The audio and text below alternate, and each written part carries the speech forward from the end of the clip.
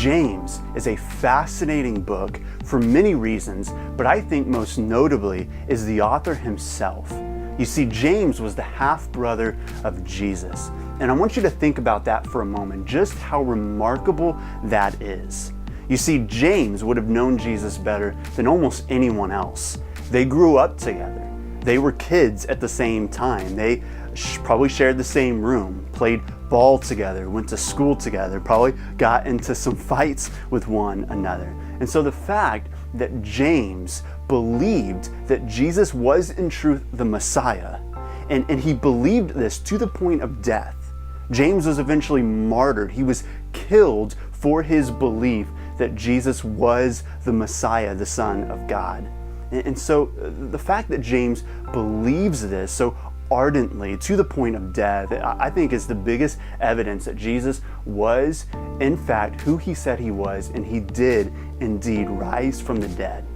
After the resurrection of Christ, James rose to prominence as a pillar of the Christian church in Jerusalem. And his epistle is a sharp snapshot of his conviction and wisdom.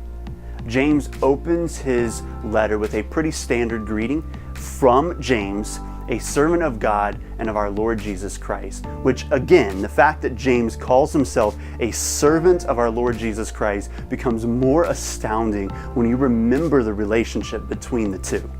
And so he opens his letter from James, a servant of our Lord Jesus Christ, to the 12 tribes in the dispersion, or the 12 tribes scattered abroad.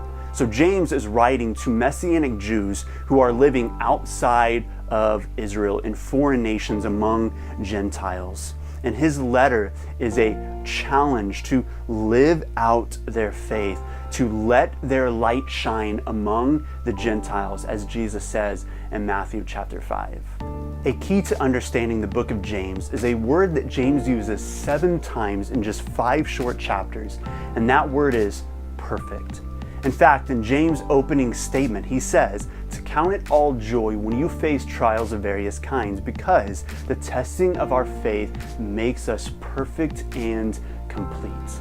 Now, this word perfect simply means wholeness or completion. It's not about being well-behaved, perfectly maintained, pretty, organized people, but rather it's about wholeness or completion. That our head, our hearts, and our hands would be in alignment. That what we think and say, what we believe, and what we do would be in sync. What James is ultimately addressing in this letter is the issue of hypocrisy. And the truth is, if we were to all be honest, we are all hypocrites at times. We all struggle with living consistently between what we say and what we do. Our intentions are often good, but we all struggle between what we believe and how we actually live. We all struggle to practice what we preach. The truth is, we are all fractured, inconsistent people. But the good news is that Jesus is putting us back together again. He is making us perfect. He is making us whole and complete. Jesus wants our faith to be genuine and alive. And this is what the book of James is ultimately about. Living faith. That our faith wouldn't be dead and cold. Our faith wouldn't be fractured and inconsistent. There wouldn't be a disjoint, a disconnect between what we think and what we say and what we actually do. But rather that our faith would be alive and active, that our faith would be genuine and growing, and there would be perfect harmony, perfect alignment between what we think and what we say and what we believe and what we ultimately do. This is the book of James. It is a challenging, thought-provoking book that's going to stir our affections for Jesus as we seek to pursue him day by day, not just in what we think and what we say, but in who we are and what we do